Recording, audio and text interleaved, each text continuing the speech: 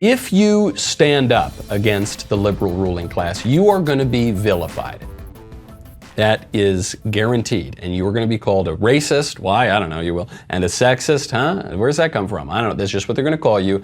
They're going to go so far as to call you a murderer. They're already doing that. They're saying if you don't do exactly what we say, even if our guidelines contradict themselves one day to the next, if you don't do exactly what we say, you are a murderer. You're responsible for the epidemic. You're responsible for people dying. This is what the cackling hens on The View said just yesterday about the new spooky Omicron variant. They feel that their greater good is more important than your greater good. Well, you know, it was interesting to me that the argument was being made, if you're vaccinated, why do you care about me being vaccinated? You're protected. And that's why we are at the Omicron variant, right?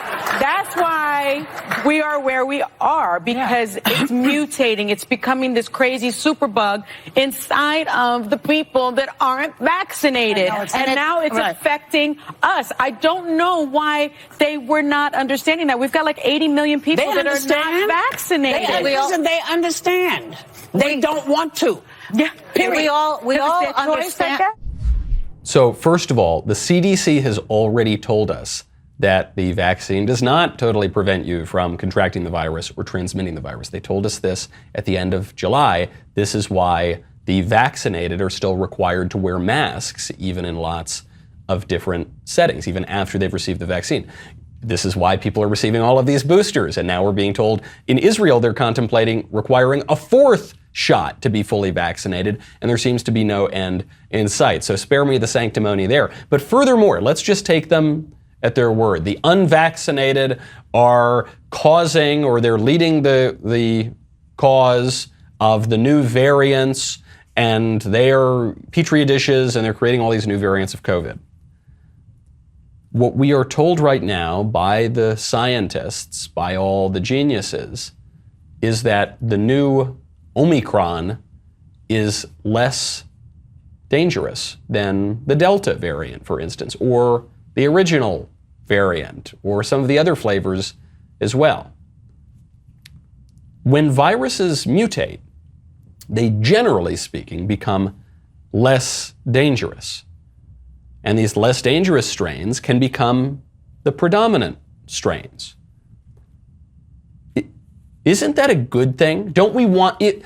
If you've got a relatively dangerous variant and then it mutates and becomes relatively less dangerous, and then the relatively less dangerous one becomes the predominant strain, isn't that better than letting the more dangerous one be the predominant strain? Am I stupid? Am I thick? Am I not reading things correctly? Here's this from the New York Times. I'm definitely going to be stupid if I keep reading the New York Times. The New York Times headline: Omicron is moving fast, but perhaps less severe, early reports suggest.